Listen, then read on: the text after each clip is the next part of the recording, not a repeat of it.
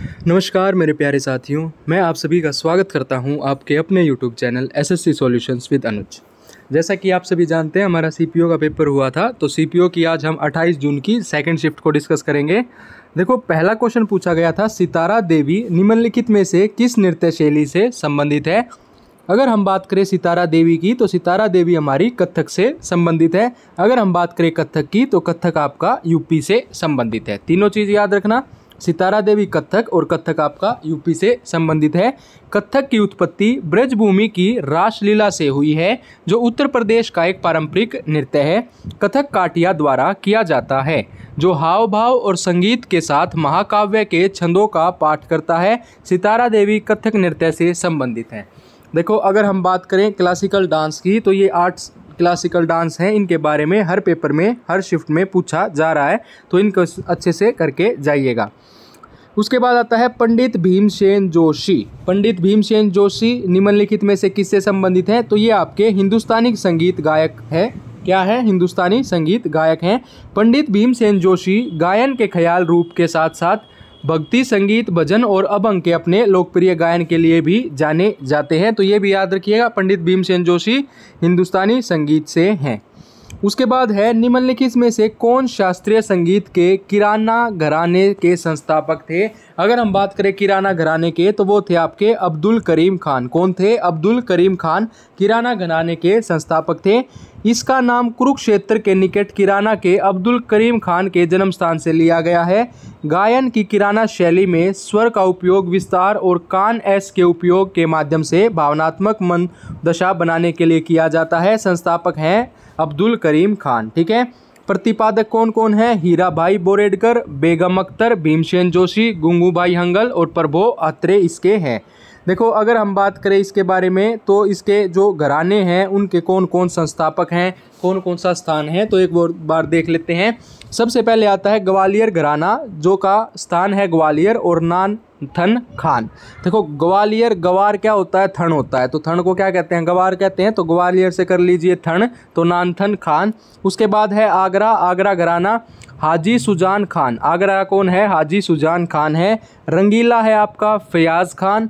जयपुर अतरौली का है अल्लादिया खान, और किराना का है अब्दुल वाहिद खान। ठीक है, ये आपसे पूछा जा सकता है अगली शिफ्टों में। ठीक है। उसके बाद अगला क्वेश्चन आता है, निम्नलिखित में से प्रधानमंत्री रोजगार योजना, जो PMRY योजना है, प्रधानमंत्री रोजगार योजना, किस वर्ष शुरू की गई थी? तो 1993 में शुरू की गई थी। भारत सरकार ने पूरे देश में रोजगार का अवसर पैदा कराने के लिए 1993 में प्रधानमंत्री रोजगार योजना का शुभारंभ किया था। शिक्षित बेरोजगार गरीबों द्वारा सूक्ष्म उद्यम स्थापित करके शिक्षित बेरोजगार युवाओं को रोजगार प्रदान करने के लिए प्रधानमंत्री रोजगार योजना को परिकल्पित किया गया है। इस योजना में सभी शिक्षित बेरोजगार युवाओं को न्यूनतम योग्यता 8वीं कक्षा उत्तीर्ण शामिल है, और वरीयता महिलाओं, ITI उत्तीर्ण और ऐसे व्यक्तियों को दी जाती है जिन्होंने 6 महीने की न्यूनतम अवधि के लिए सरकार द्वारा प्रायोजित तकनीकी कोर्स किया हो। ठीक है। उसके बाद आता है, who is the chief guest of India in 2023 Republic day. जो 26 जनवरी को रिपब्लिक डे मनाया जाता है, उसमें 2023 में चीफ गेस्ट कौन थे? तो अब्देल फतेह अल सीसी थे, जो कि इजिप्ट के प्रेसिडेंट थे। अगर 2024 का पूछा जाए, तो इमैनुअल मैक्रोन, जो कि आपके फ्रांस के प्रेसिडेंट हैं। उसके बाद है, ईसा मसीह का जन्म कब मनाया जाता है? तो हर वर्ष 25 दिसंबर को मनाया जाता है, और 25 दिसंबर को याद रखना क्या मनाया जाता है? गुड गवर्नेंस डे भी मनाया जाता है 25 दिसंबर को। क्या मनाया जाता है? गुड गवर्नेंस डे हमारा कब मनाया जाता है? 25 दिसंबर को ही मनाया जाता है। अगर हम बात करें 1 दिसंबर की, तो वर्ल्ड एड्स डे मनाया जाता है। कौन सा दिन मनाया जाता है? वर्ल्ड एड्स डे हमारा 1 दिसंबर को मनाया जाता है। ये आपका इंपॉर्टेंट हो जाएगा। क्रिसमस या बड़े दिन ईसा मसीह या शिशु के जन्म की खुशी में मनाया जाने वाला पर्व है। यह 25 दिसंबर को पड़ता है। इस दिन लगभग संपूर्ण विश्व में अवकाश रहता है। उसके बाद है, किस घराने का प्रतिपादन बड़े फतेह अली खान और अली बख्श जनरल खान ने किया था? तो फतेह अली खान अभी हमने देखा पटियाला घराना। ठीक है। तो पटियाला घराना हिंदुस्तान शास्त्रीय संगीत के मुखर घरानों में से एक है, जिसका नाम पंजाब के पटियाला शहर के नाम पे रखा गया है। पटियाला घराना मूल रूप से मियाँ कल्लू द्वारा स्थापित किया गया था। यह व्यापक रूप से स्वीकार किया जाता है और यह अली बख्श खान और फतेह अली खान थे जिन्होंने गायन की पटियाला परंपरा को लोकप्रिय बनाया था। घराने से आज 2 क्वेश्चन पूछे गए थे हर शिफ्ट में, ठीक है। उसके बाद है घराने में गायकों को उनकी भावनात्मक रूप से विचारोत्तेजक और कामुक गायन शैली के लिए जाना जाता है। ये आपने याद रखना। अगर हम बात करें पटियाला घराना के जो 4 संगीत घराने हैं, दिल्ली, ग्वालियर, रीवा और जयपुर से प्रेरित और प्रभावित था, ठीक है। उसके बाद आता है अच्छन महाराज किस घराने से संबंधित है, तो ये आपके लखनऊ घराने से संबंधित हैं। पंडित जगन्नाथ महाराज जिसे अच्छन महाराज के नाम से भी जाना जाता है, वे लखनऊ घराने से संबंधित थे। वे महान कथक नृत्य पंडित बिरजू महाराज के पिता थे और पंडित बिरजू महाराज आपका तबला बजाते हैं, ठीक है। ये आपने याद रखना है। उन्हें नृत्य के माध्यम से अभिव्यक्तिता के अपने ज्ञान के लिए याद किया जाता है। उन्होंने नृत्य के माध्यम से विभिन्न भावनाओं को सुंदर और खूबसूरती से व्यक्त किया है। निम्नलिखित में से कौन सा राज्य बाजरा के उत्पादन में प्रथम स्थान पर है, तो राजस्थान आपका बाजरा के उत्पादन में प्रथम स्थान पर है। अगर हम बात करें राजस्थान की तो कलबेलिया फोक डांस क्या है, कलबेलिया का हो गया ये तो कलबेलिया एक आपका फोक डांस है, ठीक है। एक आपका है सुई सुनी, ठीक है। ये दोनों आपके इंपॉर्टेंट है, कलबेलिया, सुई सुनी और घूमर डांस, ठीक है। और कौन सा है घूमर डांस, जो कि हमारे राजस्थान के फोक डांस हैं जो कि पेपर में ज़्यादातर पूछे जाते हैं। अगर हम बात करें बाजरा के उत्पादन में प्रथम स्थान पर आने वाले राज्य राजस्थान है। भारत में ज्वार के बाद बाजरा वर्ग में बाजरा एक आवश्यक खाद्य फसल है। इसकी खेती जून और अक्टूबर के बीच गर्म और शुष्क जलवायु में की जाती है। यह खरीफ की फसल है। बाजरा 25 डिग्री सेल्सियस से 35 डिग्री सेल्सियस के बीच तापमान वाले क्षेत्रों में और 50 सेंटीमीटर से कम वर्षा वाले क्षेत्रों में उगाया जाता है। देश में कुल बाजरा उत्पादन में से राजस्थान कुल उत्पादन का 42.22% उत्पादन करता है। उसके बाद आता है परिभाषित। देखो अनुच्छेद 164 से पूछा गया था, तो इसको देख लेते हैं। अनुच्छेद 164 में अनुच्छेद 164 1, 2, 3, 4, 5 4 आते हैं, तो ये देख लीजिएगा। बच्चे ने ये नहीं बताया कि कौन सा आया था, बस उसने ये बताया कि अनुच्छेद 164 से क्वेश्चन आया था। अनुच्छेद 164 1 कहता है राज्य का राज्यपाल मुख्यमंत्री की नियुक्ति करेगा। 164 2 कहता है राज्य की विधानसभा मंत्री परिषद की जिम्मेदारी है। 3 कहता है राज्यपाल मंत्री की प्रतिबद्धताओं में सहायता करता है। और 4 कहता है कोई मंत्री जो विधानसभा का सदस्य नहीं है 6 माह के बाद मंत्री नहीं रह जाएगा। अगर वो विधानसभा का सदस्य नहीं है तो 6 महीने बाद उसको मंत्री पद से हटा दिया जाएगा। उसके बाद आता है भारत के उच्चतम न्यायालय में न्यायाधीशों के स्वीकृत पदों की संख्या कितनी है, तो 34 है। उच्चतम न्यायालय भारत का उच्चतम न्यायालय भारत का सर्वोच्च न्यायिक निकाय और संविधान के तहत भारत गणराज्य का सर्वोच्च न्यायालय है। भारत के मुख्य न्यायाधीश उच्चतम न्यायालय का प्रमुख और मुख्य न्यायाधीश होता है, जिसमें उसके अधिकतम 33 न्यायाधीश होते हैं। एक मुख्य न्यायाधीश और 33 न्यायाधीश। अगर हम बात करें आर्टिकल 124 की, तो आर्टिकल 124 में उच्चतम न्यायालय की स्थापना और संगठनात्मक ढांचे के प्रावधान हैं। भारत में उच्चतम न्यायालय की स्थापना 1 अक्टूबर 1937 को भारत के संघीय न्यायालय के रूप में हुई थी। H.J. कानिया जो हैं वो भारत के प्रथम मुख्य न्यायाधीश थे। कौन थे? H.J. कानिया भारत के प्रथम मुख्य न्यायाधीश थे। उसके बाद पूछा गया था कृष्णदेव ने हम्पी में कृष्णा स्वामी मंदिर बनवाया था। इस समय यह किस राज्य में स्थित है, तो अगर हम हम्पी की बात करें तो ये आपका कर्नाटका में स्थित है। ठीक है, देखो हम्पी से बहुत सारे क्वेश्चन पूछे जाते हैं। अगर हम बात करें हम्पी की, हम्पी सबसे पहली चीज़ पूछी जाती है कि हम्पी जो है वो किसकी कैपिटल थी, तो हम्पी आपकी विजयनगर एम्पायर की कैपिटल थी। किसकी थी? जो हमारा विजयनगर एम्पायर था, विजयनगर एम्पायर की कैपिटल थी। ठीक है, अगर हम बात करें विजयनगर की, तो विजयनगर को 1336 में फाउंड किया गया था 2 भाइयों के द्वारा, हरिहर और बुक्का। किसके द्वारा? हरिहर और बुक्का 2 भाइयों के द्वारा इसकी स्थापना की गई थी विजयनगर एम्पायर की, जो कि आपका कहाँ था? हम्पी जो थी वो क्या थी? कैपिटल थी विजयनगर एम्पायर की। क्या थी? कैपिटल थी। और विजयनगर एम्पायर को स्थापित किसने किया? 1336 में हरिहर और बुक्का के द्वारा किया गया था। अगर हम बात करें हम्पी की, तो हम्पी को 1986 में यूनेस्को वर्ल्ड हेरिटेज साइट में इंक्लूड किया गया। कब किया गया था? हम्पी को 1986 में यूनेस्को वर्ल्ड हेरिटेज साइट में इंक्लूड किया गया था यूनेस्को में। ठीक है, ये इंपॉर्टेंट हो जाता है, ये चीज़ें बार बार पूछी जाती हैं। ठीक है, उसके बाद एक चीज़ और याद रखिएगा, जो कर्नाटका है उसमें क्या है हमारा कुंद्रेमुख आयरन ओर है। कर्नाटका में क्या है कुंद्रेमुख आयरन ओर जो है वो हमारा कर्नाटका में है। ठीक है। एक कम्बाला फेस्टिवल होता है जो बफेलो का होता है। कम्बाला फेस्टिवल किसका होता है? बफेलो से संबंधित होता है। ये आपका CGL 2023 में पूछा गया क्वेश्चन था। ठीक है, तो ये भी याद रखिएगा। उसके बाद अगर हम बात करें कर्नाटका की, तो कर्नाटका में आपका जोग फॉल्स है जो कि सबसे लंबा है, 830 फीट का है और किस पे है? शरावती रिवर के द्वारा बनाया जाता है। ठीक है। उसके बाद आता है हम्पी। विजयनगर साम्राज्य की राजधानी थी, जहां आज भी इस महान साम्राज्य के अवशेष देखे जा सकते हैं। कृष्णदेव राय ने हम्पी में कृष्ण स्वामी, हजारारंभा स्वामी एवं विट्ठल स्वामी मंदिर का निर्माण कराया था। मिंटो मोर्ले रिफॉर्म जो सुधार है वो भारतीय परिषद अधिनियम कब पारित हुआ था? तो मिंटो मोर्ले रिफॉर्म आया था 1909 में। अगर हम बात करें 1905 की, तो 1905 में क्या हुआ था? पार्टीशन ऑफ बंगाल, बंगाल का विभाजन हुआ था। किसके द्वारा किया गया था? लॉर्ड कर्जन के द्वारा किया गया था। किसके द्वारा? लॉर्ड कर्जन के द्वारा। और 1911 में इस विभाजन को खत्म कर दिया गया था। किसके द्वारा? लॉर्ड होर्डिंग सेकंड के द्वारा खत्म कर दिया गया था। ठीक है। अगर हम बात करें 1909 ई जो मिंटो मोर्ले रिफॉर्म आया था, उसमें क्या था? इस अधिनियम का नाम भारत के राज्य सचिव जॉन मोर्ले और भारत का जो वॉइसरॉय था मिंटो, उसके नाम पर रखा गया था। जो भारत का राज्य सचिव था मोर्ले और मिंटो, इनके नाम पर ही इसको रखा गया था। ठीक है। मुसलमानों के लिए एक अलग निर्वाचन क्षेत्र पेश किया गया था। लॉर्ड मिंटो को सांप्रदायिक मतदाता के पिता के रूप में जाना जाने लगा।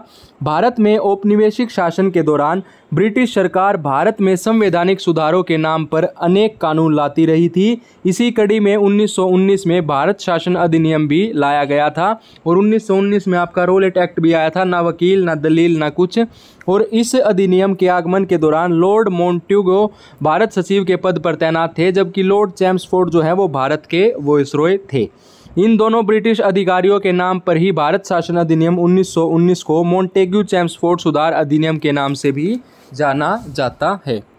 ठीक है। उसके बाद अगला क्वेश्चन पूछा गया था, भारतीय संविधान का अनुच्छेद 21 डैश का अधिकार देता है? तो right to life and personal liberty, मतलब हमारे जीवन का अधिकार देता है। अनुच्छेद 21 जीवन और व्यक्तिगत स्वतंत्रता की सुरक्षा का अधिकार देता है। यह अनुच्छेद घोषित करता है कि कानून द्वारा स्थापित प्रक्रिया के अनुसार किसी भी व्यक्ति को उसके जीवन या व्यक्तिगत स्वतंत्रता से वंचित नहीं किया जाएगा। यह अधिकार नागरिकों और गैर नागरिकों दोनों के लिए उपलब्ध है। जीवन का अधिकार केवल जानवरों के अस्तित्व या जीवित रहने तक ही सीमित नहीं है, बल्कि इसमें मानवीय गरिमा के साथ जीने का अधिकार और जीवन के वे सभी पहलू शामिल है जो मनुष्य के जीवन के सार्थक, पूर्ण और जिए लायक बनाते हैं। अगर हम बात करें हर्षचरित्र, तो हर्षचरित्र पुस्तक किसने लिखी थी? बाना भट्ट ने लिखी थी। ये बायोग्राफी थी किसकी थी? हर्षवर्धन की। किसकी थी? हर्षवर्धन। हर्षवर्धन कौन था? रूलर था। कहाँ का रूलर था? Ruler of Kannauj. हर्षवर्धन कौन था? आपका रूलर ऑफ कन्नौज था। कहाँ का रूलर था? कन्नौज का आपका रूलर था। अगर हम बात करें हर्षवर्धन की, तो एक क्वेश्चन एनसीसी का फेवरेट है कि जो हेन तसांग आया था वो किसके कार्यकाल पे आया था? HIUEN हेन तसांग। तो ये आपका आया था हर्षवर्धन के कार्यकाल पे आया था। तो ये भी आपने ध्यान रखना है। ठीक है। हर्षचरित्र पुस्तक के लेखक बाण भट्ट हैं। पुस्तक हर्षचरित्र के लेखक बाण भट्ट हैं। हर्षचरित्र राजा हर्षवर्धन की जीवनी है। बाण भट्ट राजा हर्ष के दरबारी कवि थे। वे संस्कृत साहित्य के महान संरक्षकों में से एक थे। बाण भट्ट विश्व के सबसे पुराने उपन्यास कादंबरी के लेखक भी थे। उसके बाद आता है अनुच्छेद 169। तो अनुच्छेद संविधान का अनुच्छेद 169 निम्नलिखित में उन्मूलन अथवा सर्जन का उपबंधन प्रदान करता है? तो राज्य विधान परिषद का करता है। भारत की विधायिका की द्विसदनीय प्रणाली पर आधारित है। संविधान के अनुच्छेद 169 के अनुसार राज्यों में विधानसभा के अतिरिक्त एक विधान परिषद भी हो सकती है, जिसे प्रकार संसद के 2 सदन होते हैं, ऐसे ही उनके भी होते हैं। आंध्र प्रदेश, तेलंगाना, उत्तर प्रदेश, बिहार, महाराष्ट्र, कर्नाटक विधान परिषद के 6 राज्य हैं। देखो ये आपका इंपॉर्टेंट हो जाएगा 6 राज्य वाला। ठीक है। ऑप्शन वाइज भी पूछ सकता है, तो 6 ये राज्य आप याद कर लीजिए। आंध्र प्रदेश, देखो आंध्र प्रदेश याद करने की ट्रिक भी बता देते हैं आसान सी। आंध्र प्रदेश से तेलंगाना अलग हुआ तो आंध्र प्रदेश तेलंगाना 2। उसके बाद यूपी बिहार इकट्ठे रहते हैं, ये 2। उसके बाद महाराष्ट्र कर्नाटक इकट्ठे रहते हैं, तो ये 2। ऐसे याद कर लीजिए। आंध्र प्रदेश तेलंगाना, यूपी बिहार, महाराष्ट्र कर्नाटक। ठीक है। उसके बाद है भारतीय संविधान अनुच्छेद 169 राज्यों में विधान परिषद के उन्मूलन या निर्माण का प्रावधान करता है।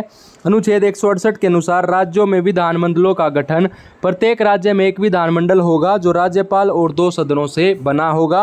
अनुच्छेद 170 विधानसभाओं की संरचना के बारे में बताता है। मल्लिका साराभाई, मल्लिका साराभाई आपकी कुचिपुड़ी और भारतनाट्यम से संबंधित हैं। जो भी आपका ऑप्शन में हो वो आपका टिक हो जाएगा, सही हो जाएगा। कुचिपुड़ी आंध्र प्रदेश, भारतनाट्यम तमिलनाडु। भारतनाट्यम का पुराना नाम है सादिर अट्टम। ठीक है, ये पूछा गया था शायद कल वाली शिफ्ट में या फेस 12 की शिफ्ट में पूछा गया था सादिर अट्टम, तो ये भारतनाट्यम का पुराना नाम है। उसके बाद अगर हम बात करें, मल्लिका साराभाई एक भारतीय शास्त्रीय नृत्यांगना, कोरियोग्राफर, अभिनेत्री, लेखिका और सामाजिक कार्यकर्ता हैं जिन्हें सामाजिक परिवर्तन के माध्यम के रूप में कला को बढ़ावा देने के लिए, ये आप बेशक मत याद रखिएगा। उसके बाद है मनरेगा योजना कब पारित की गई थी? तो मनरेगा योजना 2005 में पारित की गई थी। 23 अगस्त 2005 को मनरेगा पारित किया गया था। मनरेगा का मतलब है महात्मा गांधी राष्ट्रीय ग्रामीण रोजगार गारंटी अधिनियम। 2 अक्टूबर 1909 को राष्ट्रीय ग्रामीण रोजगार गारंटी अधिनियम 2005 में नरेगा से मनरेगा जोड़ दिया गया था। मनरेगा का प्राथमिक उद्देश्य ग्रामीण परिवारों को प्रतिवर्ष 100 दिनों का रोजगार प्रदान करना है। उसके बाद है एक क्वेश्चन पूछा गया, नीरज चोपड़ा आपके जेवलिन थ्रो से संबंधित है। कितना मीटर भाला फेंक पर ओलंपिक में गोल्ड मेडल जीता था? तो 87.58 भाला फेंक। नीरज चोपड़ा ने 87.58 मीटर की दूरी तय करके ओलंपिक स्वर्ण पदक जीता।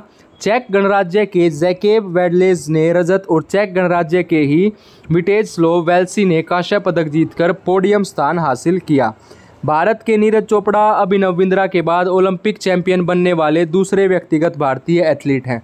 पहला कौन है? अभिनव बिंद्रा। दूसरे कौन है? नीरज चोपड़ा। भारत ने टोक्यो ओलंपिक 2020 में 7 पदक जीते, जिसमें 1 स्वर्ण, 2 रजत और 4 कांस्य पदक थे। नीरज चोपड़ा भाला फेंक पुरुषों की कुश्ती में 57 किलोग्राम में रवि कुमार दहिया और मीराबाई चानू 49 किलोग्राम में कुश्ती। आप बस ये याद रख लीजिएगा, अपना काम चल जाएगा।